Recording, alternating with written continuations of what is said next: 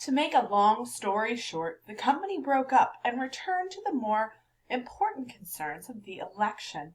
Rip's daughter took him home to live with her. She had a snug, well-furnished house, and a stout, cheery farmer for a husband, whom Rip recalled for one of the urchins that used to climb upon his back. As to Rip's son and heir, who was the ditto of himself, seen leaning against the tree, he was employed to work on the farm, but evinced an hereditary disposition to attend to anything else but his business. Rip now resumed his old walks and habits. He soon found many of his former cronies, though all rather the worse for the wear and tear of time, and preferred making friends among the rising generation, with whom he soon grew into great favor. Having nothing to do at home, and being arrived at that happy age when a man can do nothing with impunity, he took his place once more on the bench at the inn door, and was reverenced as one of the patriarchs of the village, and a chronicle of the old times before the war. It was some time before he could get into the regular track of gossip, or could be made to comprehend the strange events that had taken place during his torpor.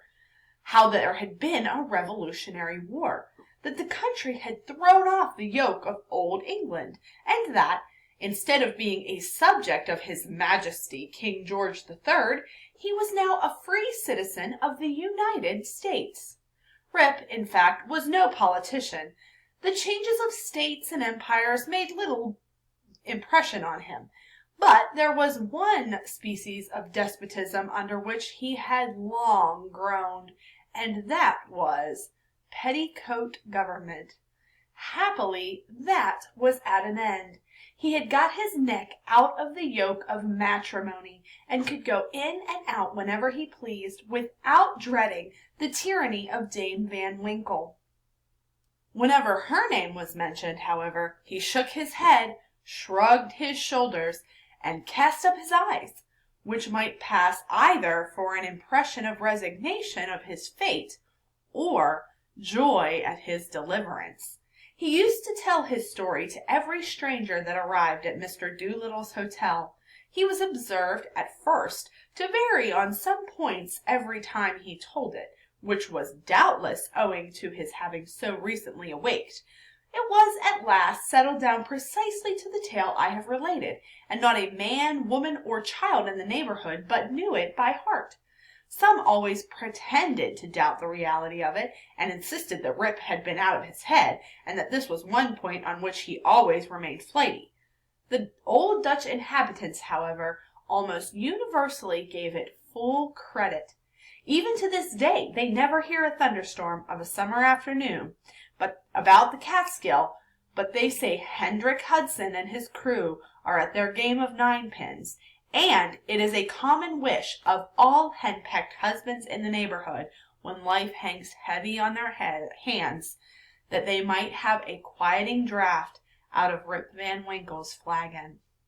Note: the foregoing tale, one would suspect, had been suggested to Mr. Knickerbocker by a little German superstition about Charles V and the Kipphauser mountain.